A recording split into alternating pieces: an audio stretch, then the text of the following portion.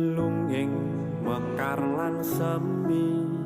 puspita ing taman sari manlung manungsung wengi kalawan wulan endadari ngambar rum sasmita sang kumbang wewayang rangsang pucuk sarining kembang